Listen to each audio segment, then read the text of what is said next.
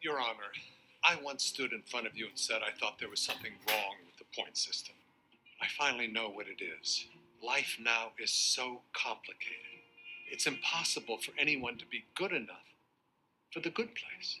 As the world has developed to become more interconnected, as supply chains have become more complex, as more and more injustices have begun coming to light through increased conversation, as well as interconnectivity through social media, being a good person has become a surprisingly difficult task. I've recently made it a point to read the news every morning, so every day when I wake up, I read the daily briefing and then open the environment section of The Guardian, and I'm greeted by headlines like these. Hundreds of problems and crises and injustices headline newspapers every day, and therein lies our first problem.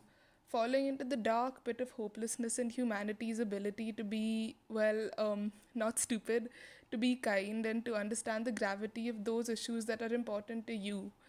Add to this the frustration you feel at being able to do nothing but donate and sign petitions and post on social media from time to time, and you have the perfect recipe for a breakdown.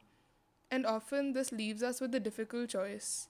Do we want to sacrifice the optimism that comes with blissful ignorance for the far harsher realities of the world?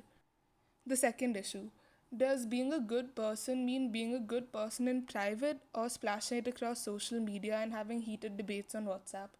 Are you even a good person if you don't post a story about an issue? Are you a bad person if you don't scream and shout about it with your friends?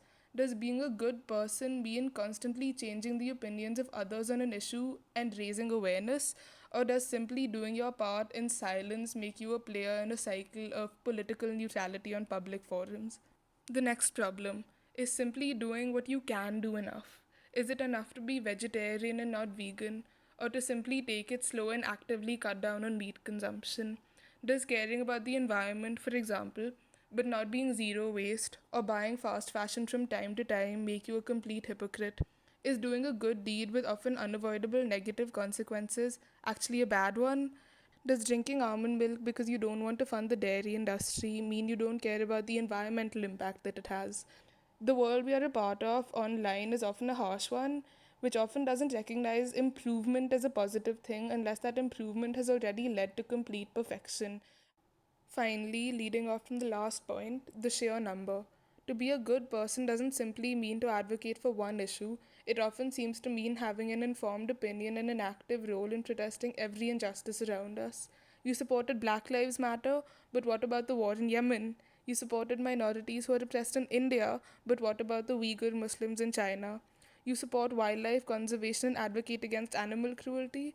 Why, when there's so many people suffering around the world?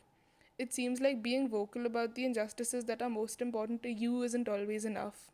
Being a good person in the 21st century often seems to me to be about being frustrated about everything around me all the time.